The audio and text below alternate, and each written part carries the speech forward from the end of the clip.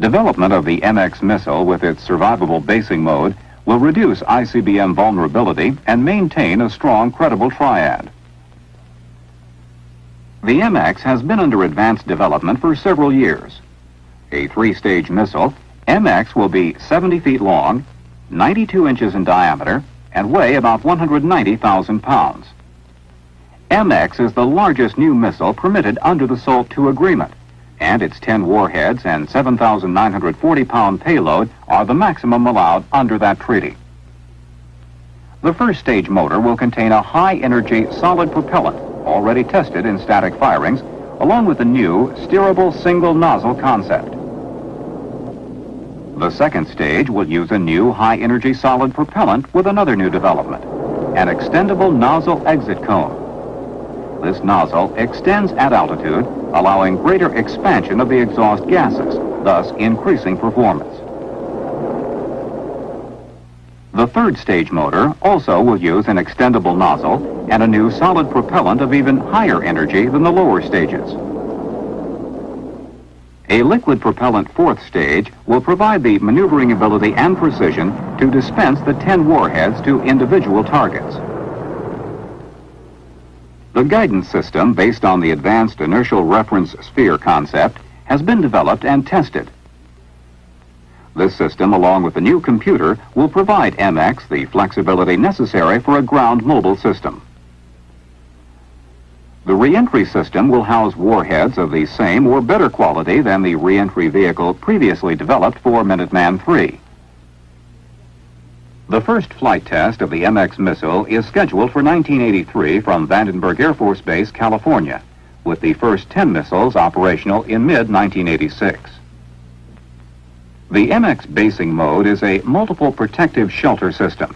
The planned cluster deployment areas are located in the southwestern United States. This photograph of a typical valley has been retouched to simulate the locations of shelters and roads. The following animation of the basing mode is not drawn to scale, and the shelters and roads have been intentionally enlarged to clearly depict the operation of the system. A cluster road will connect 23 horizontal shelters which support a single MX missile.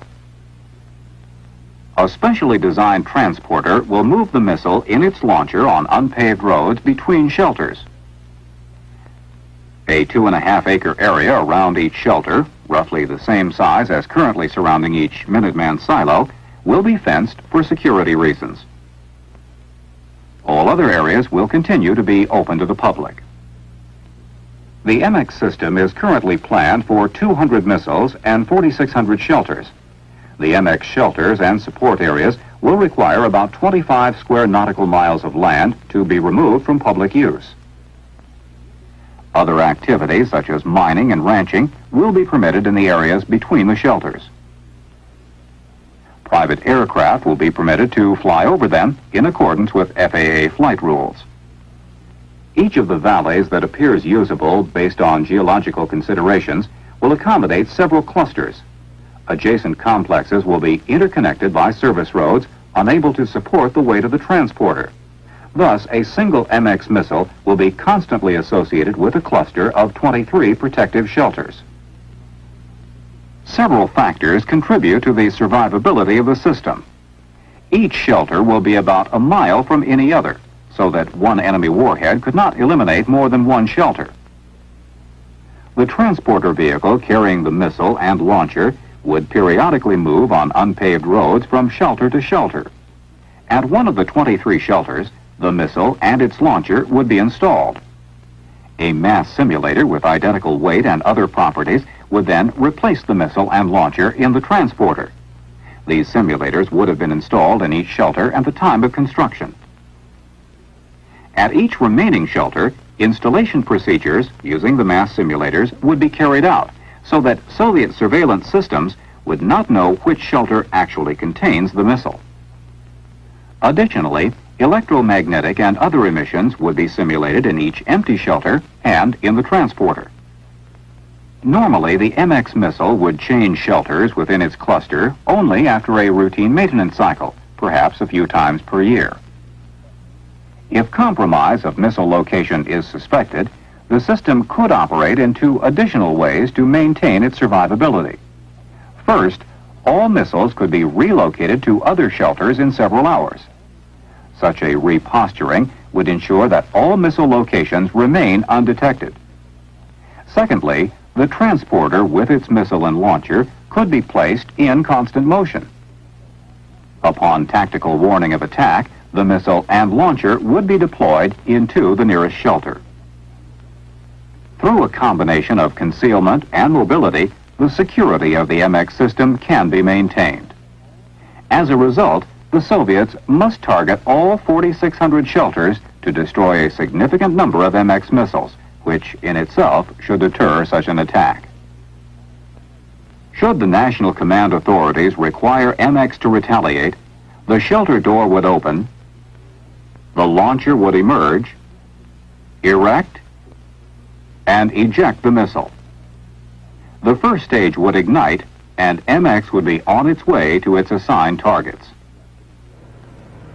Many tests have been conducted in the evaluation of the various basing mode concepts. This 1.4 million pound transporter vehicle is now being used for roadability and maneuverability testing. Several different types of dirt and gravel roads have been constructed for the vehicle to operate on to determine cost and durability.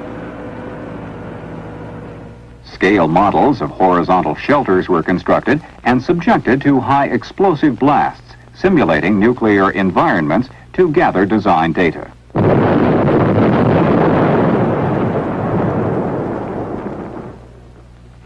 Large sheltered doors were constructed and tested in debris studies. This data is being applied to the current design. Missile ejection from a canister has been repeatedly demonstrated in a series of design feasibility tests, and the concept of free flight ignition, or cold launch, has been demonstrated in the Polaris, Poseidon, Trident flight tests.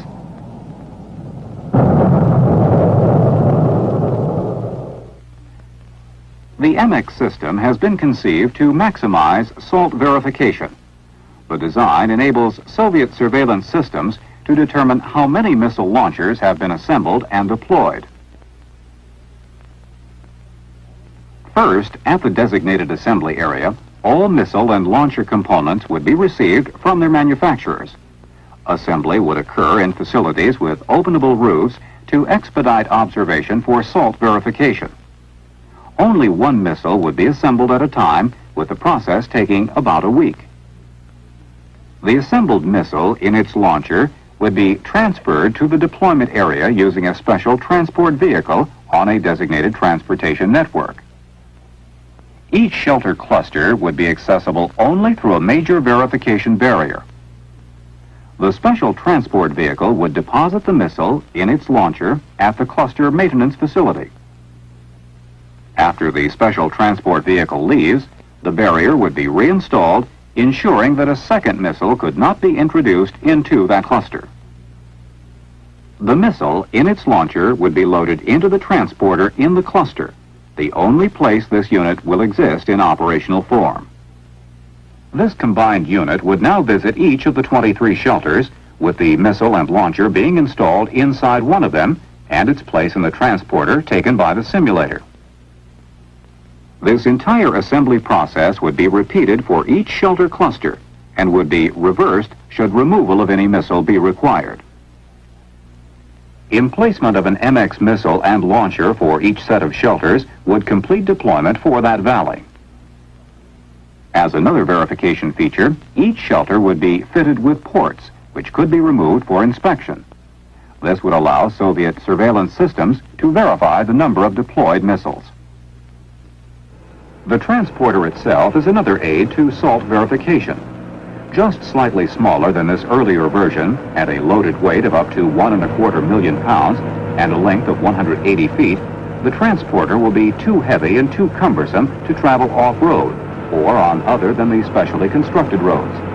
It would sink into the surface, be trapped by terrain variations, or tip over. Every effort will be made to minimize the environmental impact of the MX. In addition to withdrawing as little public land as possible, the shelters and road networks are being designed to be nearly flush with the ground for maximum landscape blending.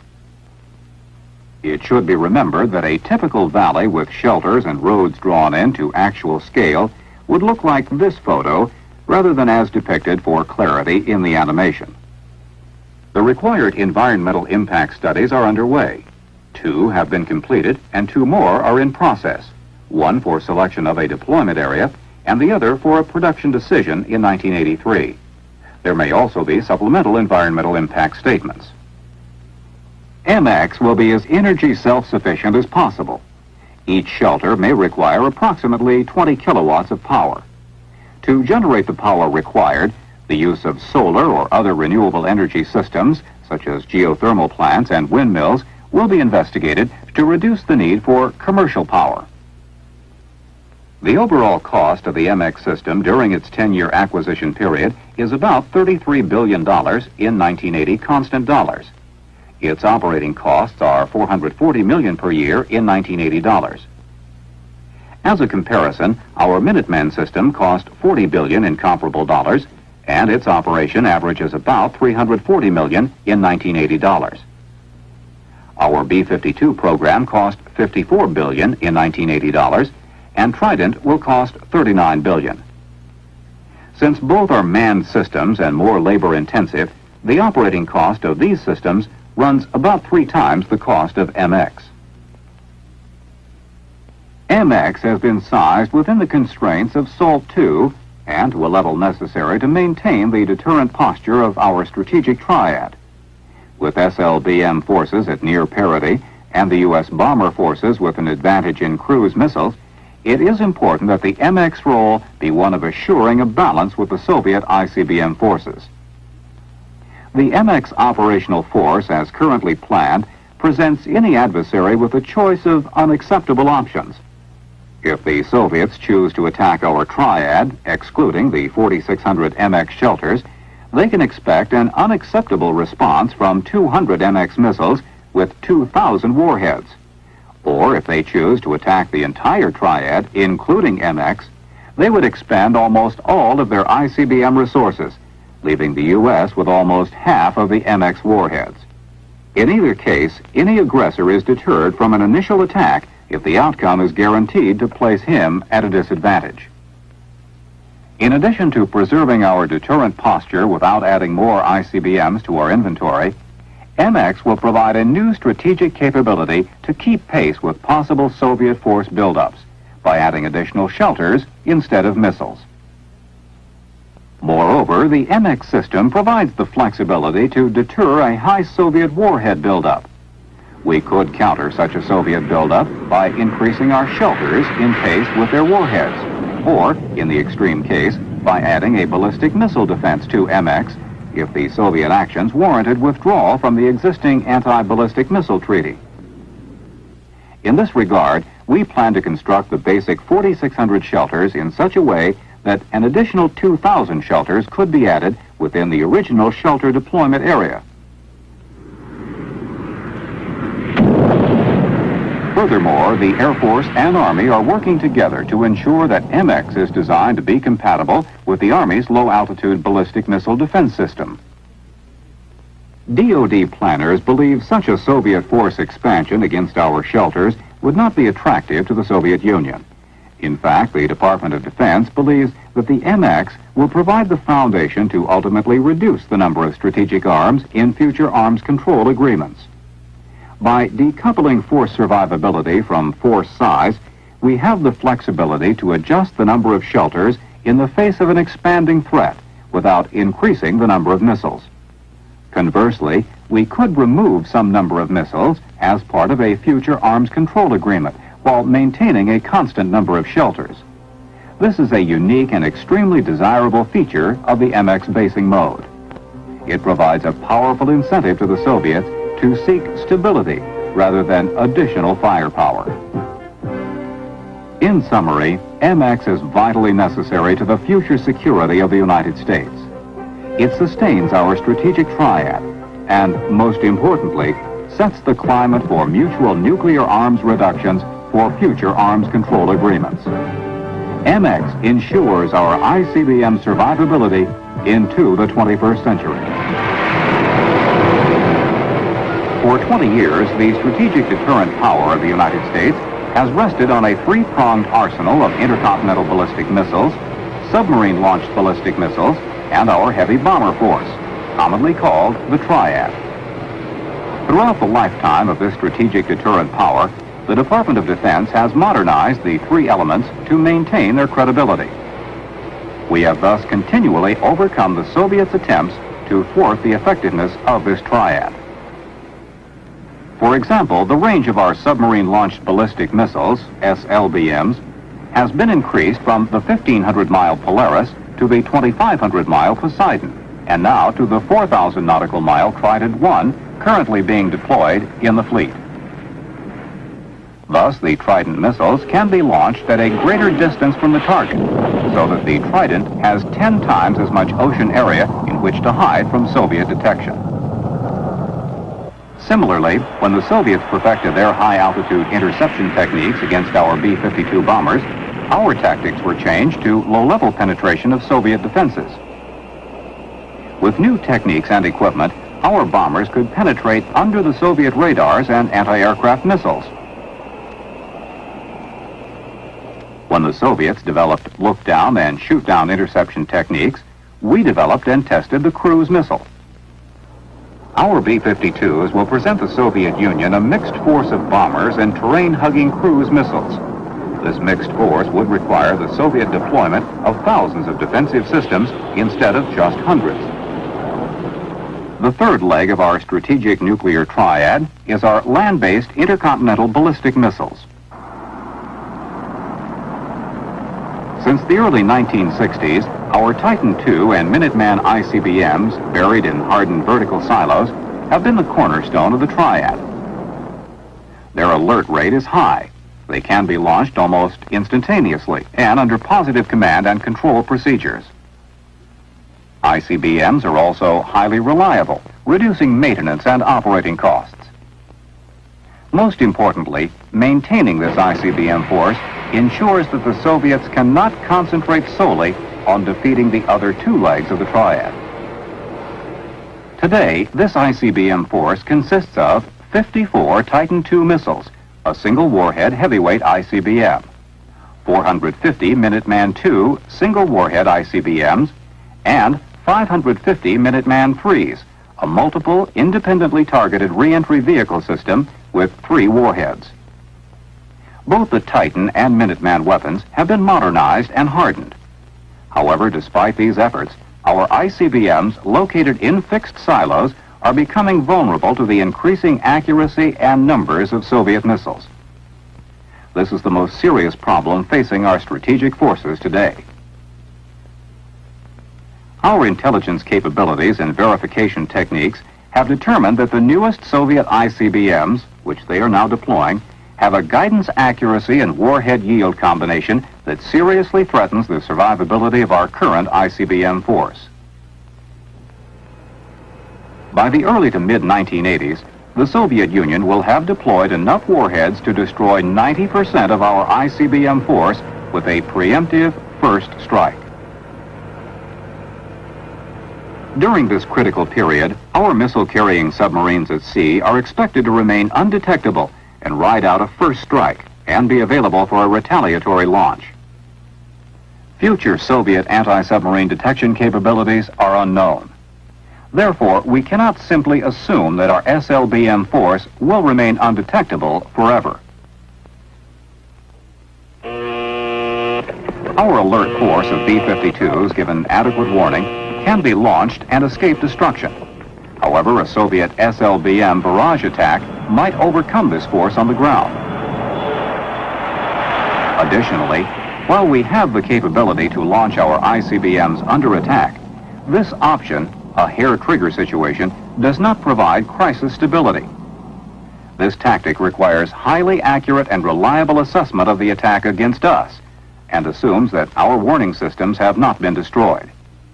We would therefore prefer not to depend on launch under attack, although it is an option we will maintain.